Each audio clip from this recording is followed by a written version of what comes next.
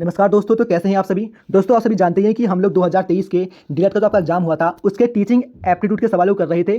और दोस्तों ये उसका सेकंड पार्ट है। जिसने इसका पहले का पार्ट नहीं देखा है प्लीज़ वो जाके देख लें, चैनल पे पड़ा हुआ है, आप वहाँ पे से देख सकते हैं। दोस्तों चलिए करते हैं इसके आगे के सवाल। देखिए दोस्तों, इन सवालों को करने से पहले मैं आपको बता दूँ कि कई बार क्या होगा कि आपको ना ऑप्शन बहुत ही अच्छे अच्छे मिलेंगे। ठीक है, आपको लगेगा कि सर ऑप्शन तो काफ़ी बेहतरीन है कि ऑप्शन नंबर बी और सी और डी ये तीनों काफ़ी बेहतरीन, इनमें से कौन सा होगा। तो देखिए यहाँ पे इंपॉर्टेंट ये है कि आपने ये नहीं देखना है कि कौन सा इंपॉर्टेंट या कितने ऑप्शन यहाँ पे मैच कर रहे हैं। आपने ये चूज करना है कि उनमें सबसे बेस्ट ऑप्शन कौन सा है। जैसे कि आपको लगे कि ऑप्शन नंबर बी बिल्कुल सही है, लेकिन हो सकता है कि सी उससे बेहतरीन हो, तो आपने उससे बेहतरीन की तरफ को जाना है। ठीक है, तो हम यहाँ पे आज वही देखेंगे, जो आपकी अप्रोच है, आपकी अप्रोच करनी चाहिए उस पर ध्यान देंगे। ठीक है, हो सकता है कि ऑप्शन बी या सी आपको सही लगे, लेकिन उसमें जो बेस्ट ऑप्शन है उसको चूज करेंगे। क्योंकि देखिए जो टीचिंग एप्टीट्यूड जो आपका होता है ये बेसिकली इसमें ये यही दिखना जाता है कि आप कितने कॉमन सेंस आपके पास, या आप कितना ज़्यादा बड़ा सोच सकते हैं, कितनी आपकी थिंकिंग है। तो ज़्यादा समय न लेते हुए चलते हैं वीडियो की तरफ को और स्टार्ट करते हैं आपका सवाल नंबर 171 से। एक बार इससे पहले हम इससे पहले का सवाल देख लेते हैं दोस्तों कि वो आपसे क्या कह रहा है। ठीक है, जो इससे पहले हमने किया था वो लास्ट हमारा क्या था, पहले उसको देख लेते हैं। दोस्तों सवाल था हमारा 170 कि शिक्षण की उत्तम प्रणाली वह है जिसमें प्रश्नोत्तर करने की आवश्यकता ना पड़े। ऑप्शन बी, अध्यापक में छात्रों से प्रश्न पूछे। ऑप्शन सी, छात्र अध्यापक से अपनी शंका का समाधान करवाए। या ऑप्शन डी, अध्यापक और छात्र दोनों प्रश्न पूछें। देखिए मैंने आपको समझाया था कि जो शिक्षा की जो उत्तम प्रणाली होती है दोस्तों वो होती है जिसमें अध्यापक और छात्र दोनों प्रश्न पूछते हैं। यानी कि जो अध्यापक है वो भी बच्चे से सवाल पूछ रहा है और जो छात्र है वो भी अपने सर से सवाल पूछ रहा है। तो यहाँ पे क्या होता है कि दोनों तरफ से कम्युनिकेशन होना बहुत जरूरी है। और यही दोस्तों क्या है कि शिक्षण की उत्तम प्रणाली है जिसमें अध्यापक और छात्र दोनों एक दूसरे से सवालों को पूछ रहे हैं। दोस्तों इसका जो ऑप्शन नंबर डी था ये बिल्कुल सही था। और अब बढ़ते हैं आगे, जो हमारी आज की वीडियो है दोस्तों, सवाल नंबर 171 से हम स्टार्ट करेंगे। तो समय न लेते हुए चलिए स्टार्ट करते हैं। और जिसको भी लगता है कि वीडियो बहुत ही स्लो हो रही है तो प्लीज़ वो अपनी स्पीड को बढ़ा ले और वीडियो को फास्ट फॉरवर्ड करके देखे। आपके पास ज़्यादा समय नहीं बचा है तो ज़्यादा समय नहीं लेंगे, चलिए स्टार्ट करते हैं। तो दोस्तों सवाल नंबर 171 पर क्या कह रहा है आइए देखते हैं। शिक्षण व्यवस्था में शिक्षण की सफलता के लिए क्या महत्वपूर्ण है। शिक्षण व्यवसाय में शिक्षण की सफलता के लिए क्या महत्वपूर्ण है। समुदाय की संपन्नता, शिक्षक की कुशलता, शिक्षक की शैक्षिक योग्यता, प्राचार्य का सहयोग। दोस्तों आप यहाँ पे देखेंगे जो ऑप्शन है कि शिक्षक की शैक्षिक योग्यता यानी कि मास्टर कितना पढ़ा लिखा है या अध्यापक कितने पढ़े लिखे हैं वो, या शिक्षक की कुशलता ये मायने रखती है। देखिए समुदाय की संपन्नता तो होगा नहीं, आप इसको पहले डिस्क्वालीफाई कर देंगे कि समुदाय की संपन्नता तो होगा ही नहीं, पहले तो आप डिस्क्वालीफाई कर देंगे। प्राचार्य का सहयोग, इसको भी आप डिस्क्वालीफाई खुद ही कर देंगे कि प्राचार्य के करेगा व्यवस्था में। ठीक है, उनका काम है ऊपरी लेवल पर धन की व्यवस्था करना। या फिर आपका हो जाएगा ऑप्शन बी या सी। देखिए दोनों ऑप्शन देखिए आप, दोनों ऑप्शन काफ़ी अच्छे हैं कि शिक्षक की कुशलता, कि शिक्षक बहुत ही कुशल हो, या दूसरा कि शिक्षक बहुत ही पढ़ा लिखा हो, उसकी जो शैक्षिक योग्यता है बहुत ही ज़्यादा हो। तो दोनों ऑप्शन आप देखेंगे कि ऑप्शन नंबर बी जो है वो ज़्यादा बेहतरीन है। क्यों? क्योंकि कुशलता की बात कर रहा है कि शिक्षक जो है कुशल होना चाहिए पढ़ाने में। जो शिक्षक पढ़ाने में कुशल होगा उसकी जो शिक्षण की सफलता होगी वो ज़्यादा महत्वपूर्ण होगी। ठीक है, व्यवसाय में यही मायने रखता है। देखिए शिक्षण व्यवसाय में यही मायने रखता है कि जो आपका अध्यापक कितना कुशल है पढ़ाने में, कितना अच्छे से पढ़ा रहा है, कितना अच्छे से उसका एक्सपीरियंस है पढ़ाने का। तो ऑप्शन नंबर जिसका बी है दोस्तों बिल्कुल सही हो जाएगा। ठीक है, कुशलता जो है ये ज़्यादा मायने करती है, इसलिए मैंने आपसे कहा था कि ऑप्शन बहुत ही अच्छे मिलेंगे आपको दोस्तों। तो ऑप्शन नंबर बी कि शिक्षक कितना कुशल है यही जो है ज़्यादा महत्वपूर्ण है। शिक्षण व्यवसाय में शिक्षण की सफलता के लिए क्या महत्वपूर्ण है दोस्तों, शिक्षक की कुशलता, क्यों कितना कुशल शिक्षक हमारे पास है यही ज़्यादा महत्वपूर्ण है। चलिए आई होप आप समझ गए होंगे दोस्तों। ठीक है, चलिए सवाल नंबर 172 पर चलते हैं। कक्षा कार्य की विधियों में परिवर्तन लाने के लिए अध्यापक में कौन से 2 गुण होने चाहिए। कक्षा कार्य की विधियों में परिवर्तन लाने के लिए यदि आप अपनी कक्षा में कोई चेंजेस करने हैं, आपको लगता है कि कक्षा में जो तरीका है पढ़ाने का तरीका या कोई भी जो चीज़ें हैं क्लास में वो उसमें मुझे परिवर्तन लेके आना है, ये तरीका सही नहीं है, मुझे इस तरीके को चेंज करना है, तो आपके पास कौन से 2 गुण होने चाहिए। यदि आप अपनी क्लास में आपको लगता है कि आपकी जो क्लास है वहाँ पे ना मतलब आपको सिस्टम पसंद नहीं है, आपको लग रहा है कि यार ये तरीका थोड़ा सही नहीं है, बच्चे समझ नहीं पा रहे हैं या फिर बच्चे जो है इस तरीके से पढ़ नहीं पा रहे हैं, उनको समझ में कुछ नहीं आ रहा है, तो आप उसमें चेंजेस लाना चाहते हैं। तो ऐसा करने के लिए आपके अंदर कौन से 2 गुण होने चाहिए। तो ऑप्शन नंबर ए है प्रतिष्ठा और अधिकार, वरिष्ठता और अनुभव, योग्यता और अध्यापन डिग्रियाँ, विशेषज्ञता और अनुभव। देखिए दोस्तों प्रतिष्ठा और अधिकार ये तो होगा नहीं क्योंकि इनका कोई मतलब ही नहीं है क्लास में चेंजेस लाने में। वरिष्ठता और अनुभव कि आदमी बहुत ही बड़ा है और उसके पास अनुभव है, एक बार दोस्तों ये हो सकता है कि वरिष्ठता और अनुभव ये हो सकता है। चलिए आगे देखते हैं। योग्यताएं और अध्यापन डिग्रियाँ, कि उसके पास योग्यता है और अध्यापन की डिग्रियाँ भी हैं, ये भी अच्छा हो सकता है। मतलब यह भी हो सकता है एक बार के लिए कि उसके पास योग्यताएँ भी हैं और डिग्रियाँ भी हैं। ऑप्शन नंबर डी विशेषज्ञता और अनुभव। दोस्तों अगर मैं बताऊं इन तीनों ऑप्शन में जो सबसे बेस्ट ऑप्शन है वो है आपका ऑप्शन डी, ये बिल्कुल बेस्ट ऑप्शन है और यही इसका राइट जवाब है दोस्तों। दोस्तों कैसे, देखिए कोई व्यक्ति बहुत ही बुजुर्ग है, वरिष्ठ है और उसके पास अनुभव है, ठीक है, और एक व्यक्ति विशेषज्ञ है उस चीज़ का और उसके पास अनुभव है। दोस्तों विशेषज्ञ को आप ज़्यादा महत्व देंगे या दोस्तों आप वरिष्ठता वाले को ज़्यादा महत्व देंगे। महत्व की बात चलेगी यहाँ पर कि वरिष्ठता वाले को आप जो वरिष्ठ है, ज़्यादा बुजुर्ग है, उसको आप ज़्यादा महत्व देंगे या फिर जिसके पास विशेषज्ञता है उसको ज़्यादा महत्व देंगे। दोस्तों जिसके पास विशेषज्ञता है उसको आप ज़्यादा महत्व देंगे और उसके पास अनुभव भी है और वो उस चीज़ का विशेषज्ञ भी है। तो अगर कक्षा कार्य की विधियों में परिवर्तन लाना है आपको, तो आप विशेषज्ञता वाले को और जिसके पास उसका अनुभव है उसको आप ये कार्य सौंपेंगे। ठीक है दोस्तों, योग्यताएं और अध्यापन डिग्रियाँ, उसके बाद बहुत योग्यताएं और अध्यापन डिग्रियाँ हैं। तो दोस्तों ये चीज़ें यहाँ पे काम नहीं करेंगी। क्यों नहीं करेंगी? क्योंकि जिस व्यक्ति को कोई अनुभव ही नहीं है, उसके पास कोई अनुभव ही नहीं है कि क्लास में क्या ज़रूरत है, क्या कैसे चेंजेस होने चाहिए, कि मेरे अनुभव से कि मैंने इतना अनुभव यहाँ पे लिया है और मुझे लगता है कि ऐसे बच्चे नहीं समझ रहे हैं। जिसके पास अनुभव होगा कि बच्चे इस तरीके से नहीं समझ पा रहे हैं, वही क्या है चेंजेस कर पाएगा। और यहाँ पे जो सी वाले के पास कोई अनुभव ही नहीं है, वो क्या चेंज लेकर आएगा बताइए? ठीक है, तो दोस्तों इसका जो ऑप्शन डी है बिल्कुल सही हो जाएगा कि वो व्यक्ति क्या है, विशेषज्ञता रखता है इस चीज़ की और उसके पास अनुभव भी है। ठीक है दोस्तों, तो ऑप्शन डी इसका बिल्कुल सही हो जाएगा। आई होप आप समझ गए होंगे। तो ऑप्शन डी इसका क्या है दोस्तों, बिल्कुल सही है। चलिए आगे बढ़ते हैं। दोस्तों सवाल नंबर 173 पर क्या कह रहा है, आइए देखते हैं। यदि कथन सभी छात्र बुद्धिमान है सत्य है, तो निम्नलिखित में से कौन सा कथन सही नहीं है? यदि कथन सभी छात्र बुद्धिमान है सत्य है, तो निम्नलिखित में से कौन सा कथन सही नहीं है? तो सही नहीं है बताना दोस्तों हमने कि कौन सा सही नहीं है। देखिए सभी छात्र बुद्धिमान है, ये बात बिल्कुल क्या है दोस्तों, सत्य है कि सभी छात्र बुद्धिमान है। आइए ऑप्शन देखते हैं। कोई छात्र बुद्धिमान नहीं है, दोस्तों गलत। देखिए कोई नहीं, सभी छात्र बुद्धिमान है। कोई छात्र बुद्धिमान नहीं है, नहीं, सभी छात्र क्या दोस्तों, बुद्धिमान है। हमने यहाँ पे देखा कि सभी छात्र जो हैं आपके बुद्धिमान है, जितने भी छात्र हैं वो सभी क्या है दोस्तों, बुद्धिमान है। तो कोई छात्र बुद्धिमान नहीं है, ये तो बिल्कुल गलत रहेगा दोस्तों, क्योंकि सभी छात्र बुद्धिमान है। ऑप्शन बी, कुछ छात्र बुद्धिमान है। दोस्तों अगर सभी छात्र आपके समझदार हैं तो कुछ भी तो समझदार ही होंगे। अगर मैं इसमें कुछ को अलग कर दूँ तो वो कुछ क्या बिल्कुल हो जाएंगे? नहीं दोस्तों, सभी में से अगर मैं कुछ को अलग कर दूंगा तो वो भी क्या होंगे, वो भी तो बुद्धिमान ही होंगे, है ना दोस्तों। जब सभी छात्र बुद्धिमान हैं, इसमें से अगर मैं कुछ को ले लूँ, ये वाले कुछ को ले लूँ, तो ये क्या बेवकूफ़ होंगे दोस्तों? नहीं, ये भी तो बुद्धिमानी होंगे। यानी कि सभी में से कुछ को निकाल दूंगा तो वो भी बुद्धिमानी होंगे। तो ऑप्शन दो की दोस्तों क्या है, बिल्कुल सही है कि कुछ छात्र बुद्धिमान है। हाँ है, सभी हैं तो उसमें से कुछ भी तो कुछ निकाल दूंगा तो वो भी बुद्धिमानी होंगे। ऑप्शन तीसरा दोस्तों, कुछ छात्र बुद्धिमान नहीं है। गलत दोस्तों, सभी छात्र बुद्धिमान है। ठीक है, हमें पता है कि सभी छात्र बुद्धिमान है, तो बुद्धिमान नहीं वाली बात जहाँ जहाँ है वो बिल्कुल गलत जाएंगे दोस्तों, क्योंकि सभी छात्र बुद्धिमान है। तो जहाँ जहाँ बुद्धिमान नहीं आएगा वो सभी हमारे गलत हैं दोस्तों। बुद्धिमान नहीं है गलत, बुद्धिमान नहीं है गलत, कुछ छात्र बुद्धिमान है। हाँ भैया, अगर मैं बहुत सारों में से कुछ को निकाल दूंगा तो वो भी बुद्धिमान ही होंगे, क्योंकि सभी बुद्धिमान थे। दोस्तों इसका क्या होगा दोस्तों, इसका ऑप्शन क्या हो जाएगा कि पहला दूसरा गलत है, पहला और तीसरा गलत है दोस्तों, सॉरी पहला और तीसरा गलत है, लेकिन जो दूसरा है वो बिल्कुल सही है। जहाँ हमें बताना क्या है दोस्तों, कथन सही नहीं है, तो पहला दूसरा दोस्तों सही नहीं है। तो जहाँ पे पहला दूसरा आएगा वो हमारा क्या हो जाएगा, राइट ऑप्शन हो जाएगा। सॉरी, तो ऑप्शन नंबर दोस्तों पहला और तीसरा बिल्कुल गलत थे, ये दो बिल्कुल गलत हैं और हमें गलत ही बताने हैं कि सही नहीं है। तो दोस्तों पहला और तीसरा सही नहीं है, यानी कि ऑप्शन नंबर बी दोस्तों, पहला और तीसरा सही नहीं है। और दोस्तों हमें यही बताना है कि कौन से सही नहीं है। देखिए कथन सही नहीं है, तो पहला और तीसरा सही नहीं है दोस्तों। तो चलिए ऐसे आप समझ गए होंगे कि मैं आपको क्या समझा रहा था, पहला और तीसरा सही नहीं है, केवल दूसरा सही है। चलिए दोस्तों 174 सवाल करते हैं आपका। शिक्षक छात्र संबंधों के संदर्भ में निम्नलिखित में से कौन सी बात सही है? शिक्षक और छात्र के संबंध के बारे में पूछा है दोस्तों आपसे कि शिक्षक और छात्र संबंधों के संदर्भ में निम्नलिखित में से कौन सी बात सही है पूछा दोस्तों आपसे। बहुत अनौपचारिक तथा निकट, क्या बहुत ही अनौपचारिक निकट होती है, केवल कक्षा तक सीमित है, सद्भावपूर्ण तथा सम्मानपूर्ण। दोस्तों आपको इसमें से कौन सा ऑप्शन लग रहा है कि बहुत अनौपचारिक तथा निकट, केवल कक्षा तक सीमित, सद्भावपूर्ण सम्मानपूर्ण? तो आई थिंक आप इसे कॉमन सेंस से भी कर सकते हैं कि जो शिक्षक और छात्र का संबंध होता है बहुत ही सद्भावपूर्ण और सम्मानपूर्ण दोस्तों होता है। तो ऑप्शन बी सी इसका बिल्कुल सही हो जाएगा दोस्तों। ठीक है, शिक्षक और छात्र का संबंध दोस्तों कैसा होता है, बहुत ही सद्भावपूर्ण व सम्मानपूर्ण होता है। चलिए दोस्तों आगे बढ़ते हैं।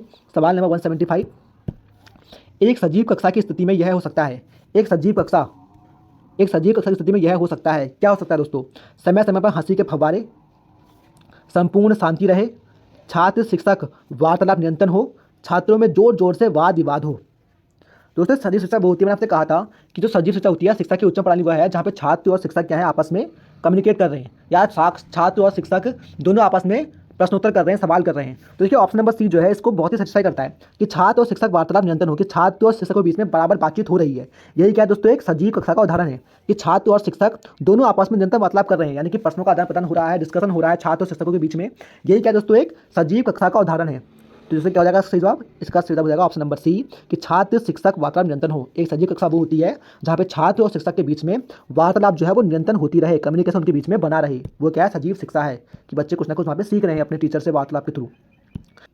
सवाल नंबर 176 दोस्तों, यदि कोई अभिभावक अपने बालक की परीक्षा में किसी प्रकार का भेदभाव अथवा पक्षपात करने के लिए कहे तो अध्यापक को चाहिए कि उसकी सहायता करने का प्रयत्न करे, उससे कहे कि वह फिर कभी ऐसा ना कहे।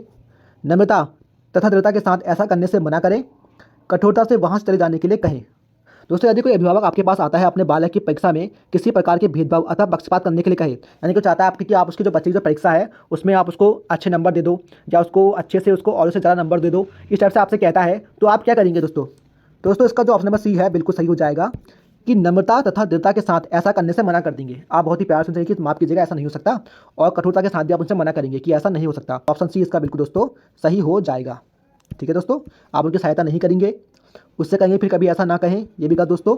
कठोरता से वहाँ से चले जाएंगे, नहीं दोस्तों, आप उनको नम्रता से मना करेंगे कि देखिए ऐसा नहीं हो सकता कि मैं आपके बच्चों को अच्छे नंबर दे दूँ, वो मेहनत करेगा तभी उसको अच्छे नंबर दिए जाएंगे। ठीक है दोस्तों, ऑप्शन सी इसका बिल्कुल सही हो जाएगा। दोस्तों, सवाल नंबर 177 दोस्तों, एक छात्र यह जानना चाहता है कि क्या वह एक विशिष्ट रोजगार में अच्छा प्रदर्शन करेगा। इसका पूर्वानुमान लगाने के लिए निम्नलिखित में से किस उपकरण का प्रयोग किया जाएगा। एक छात्र यह जानना चाहता है, दोस्तों एक छात्र है जो यह जानना चाहता है कि क्या वह एक विशिष्ट रोजगार में अच्छा प्रदर्शन करेगा।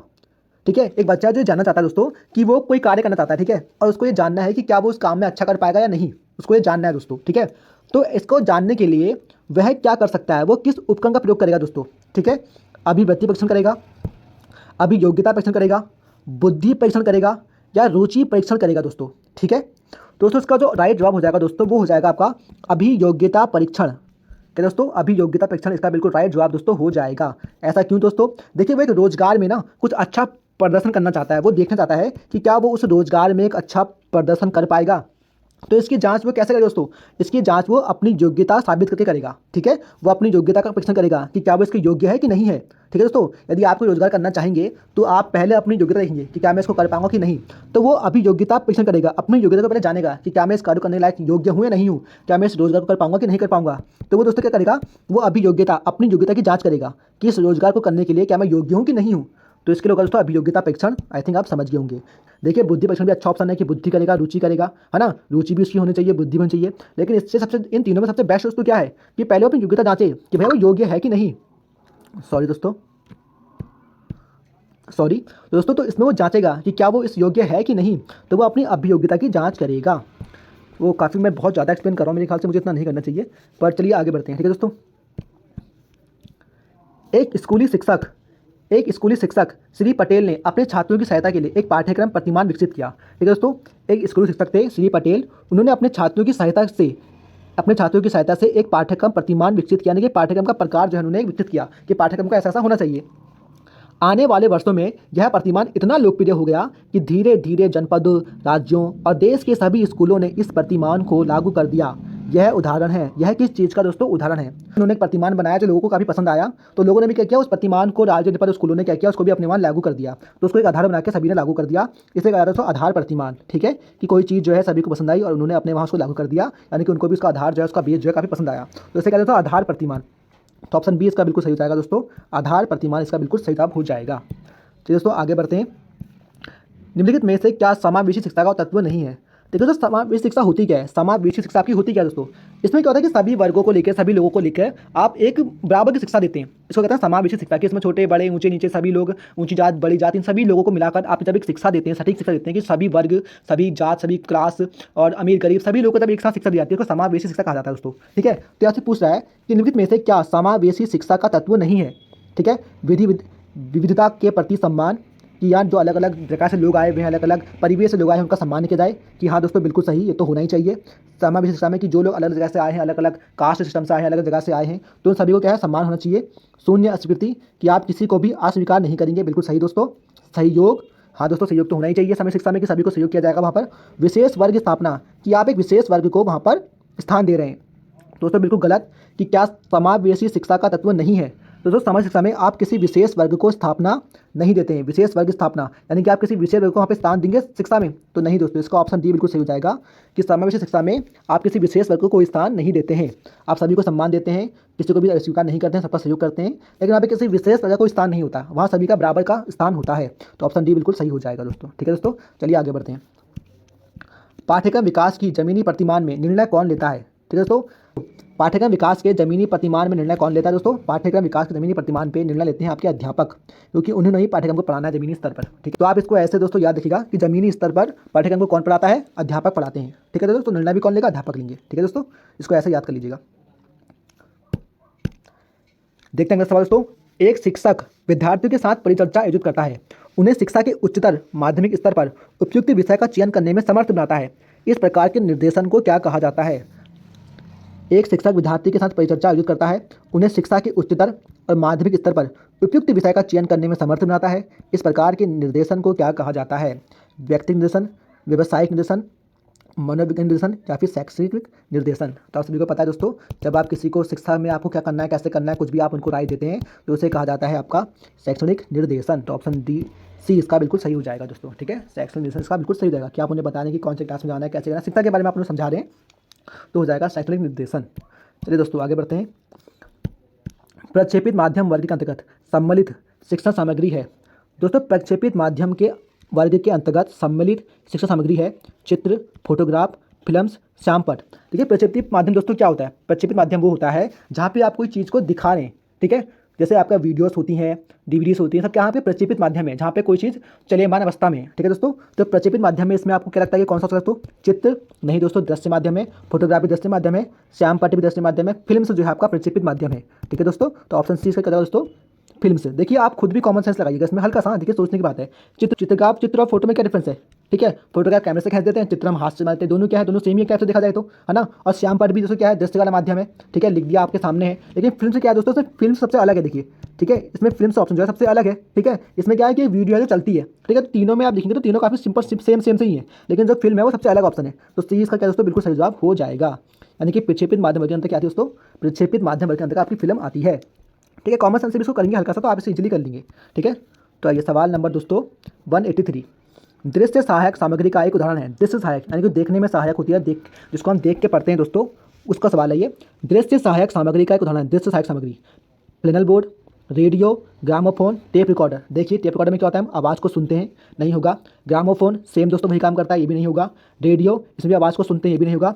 प्लेनल बोर्ड तो जो इसका ए ऑप्शन दोस्तों बिल्कुल सही हो जाएगा, फ्लेनल बोर्ड। ठीक है, ये बोर्ड कैसा होता है मैं आपको यहाँ पे भी क्लिप लगा दूंगा, आपको दिख लेना। तो फ्लेनल बोर्ड कुछ ऐसा होता है दोस्तों। ठीक है, ये है आपका इसका right option, option number A दोस्तों। ठीक है दोस्तों, लेकिन फ्लेनल बोर्ड क्या है दोस्तों? इसमें देखी जाती चीज़ें, इसमें देख के आदमी सीखता है। ठीक है, और ये बाकी सब दोस्तों क्या है? ये इन बाकी सब में हम सुनते हैं, ये श्रव्य माध्यम में आ जाएंगे। किस माध्यम दोस्तों? श्रव्य माध्यम में। ठीक है दोस्तों, चलिए आगे बढ़ते हैं। अच्छी परीक्षण विधियों की महत्वपूर्ण विशेषताएं हैं। जो आपकी अच्छी परीक्षण विधियों की महत्वपूर्ण विशेषताएं क्या हैं दोस्तों? वस्तुनिष्ठता, विश्वसनीयता, वैधता और व्यवहारिकता। एक अच्छा परीक्षण दोस्तों कैसा होता है? ठीक है, उसमें वस्तुनिष्ठता होती है, विश्वसनीयता होती है, वैधता होती है और दोस्तों व्यवहारिकता होती है। ये दोस्तों चारों ही ऑप्शन बिल्कुल आपके सही हैं, तो जहाँ पे भी चारों आएंगे हम उनको टिक कर देंगे।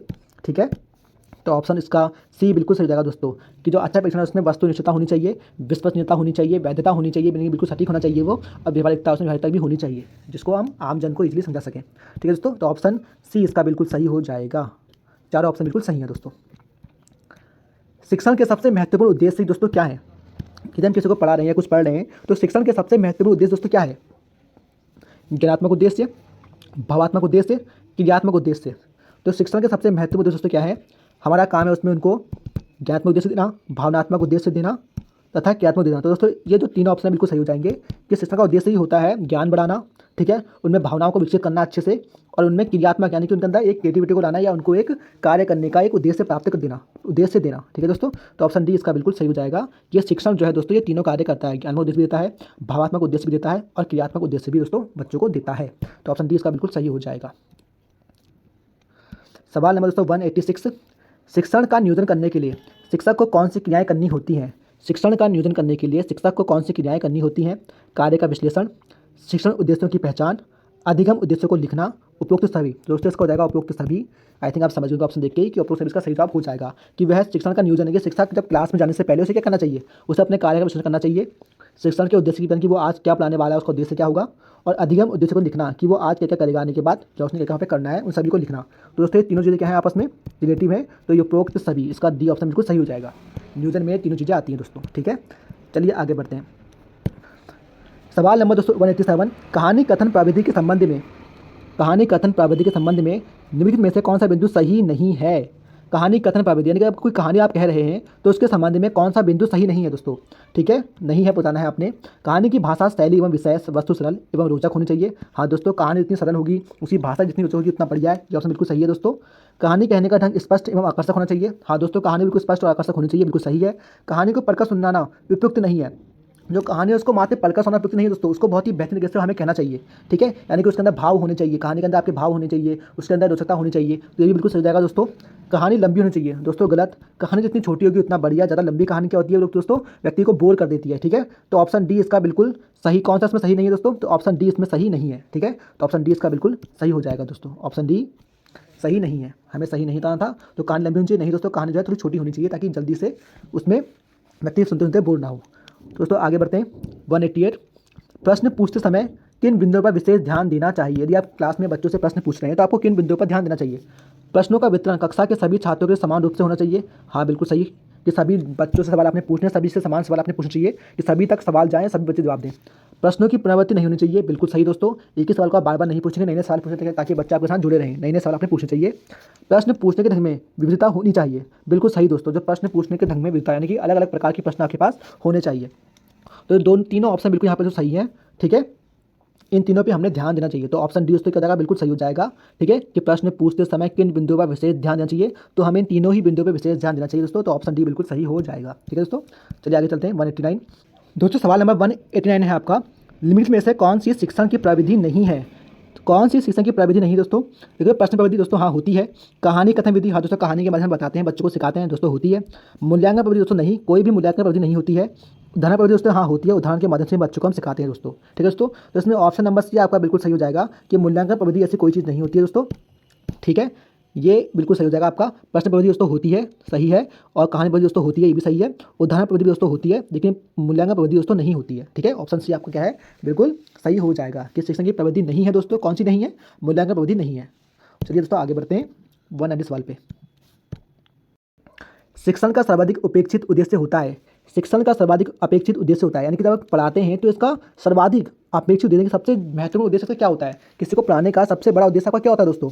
छात्र के व्यवहार में वांछनीय परिवर्तन, छात्रों के संपूर्ण व्यक्तित्व का विकास, छात्रों के चरित्र का निर्माण, एक उपयुक्त नौकरी के लिए चयन होना।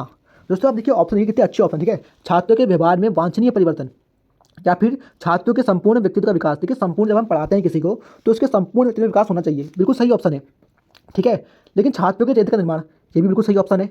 और छात्रों के व्यवहार में वांछनीय परिवर्तन, ये भी बिल्कुल अच्छा ऑप्शन है दोस्तों। इन सभी जो राइट जो ऑप्शन, बिल्कुल सही ऑप्शन जो इसमें दोस्तों है आपका, वह है ऑप्शन नंबर ए। सबसे बेहतरीन ऑप्शन आपको बता रहा हूँ कि वो है आपका ए, छात्रों के व्यवहार में वांछनीय परिवर्तन। ठीक है दोस्तों, एक शिक्षक को पता होता है कि उसके छात्र में क्या कमी है। ठीक है, तो वो क्या चाहेगा कि इसके मेरे जो छात्र है इसके अंदर ये परिवर्तन आ जाए। ठीक है, जब एक शिक्षण जब एक पढ़ाता है बच्चे को तो उसको पता है कि उसका छात्र में क्या कमजोरी है, कहाँ पे कमजोरी है, कहाँ पे क्या है, तो वो छात्रों के में एक वांछनीय परिवर्तन चाहता है कि इस बच्चे में ये परिवर्तन की आवश्यकता है, तब ये लाइफ में आगे जाएगा। तो दोस्तों ऑप्शन ए इसका बिल्कुल सही हो जाएगा कि छात्रों के व्यवहार में वांछनीय परिवर्तन, यही क्या दोस्तों शिक्षण का सर्वाधिक उपेक्षित उद्देश्य होता है कोई। तो ऑप्शन ए इसका बिल्कुल दोस्तों सही हो जाएगा। आई थिंक आप समझ गए मैं आपसे क्या कहना चाहता हूँ। ठीक है दोस्तों अब इसके बाकी इसके 10 सवाल बचे हैं जिन्हें हम नेक्स्ट वीडियो बनाएंगे। वीडियो काफ़ी लंबी हो गई है, ठीक है, काफ़ी बोरिंग भी हो गई है, उसके लिए सॉरी। ठीक है दोस्तों, मिलते हैं अगली वीडियो में, तब तक अपना ध्यान रखिएगा।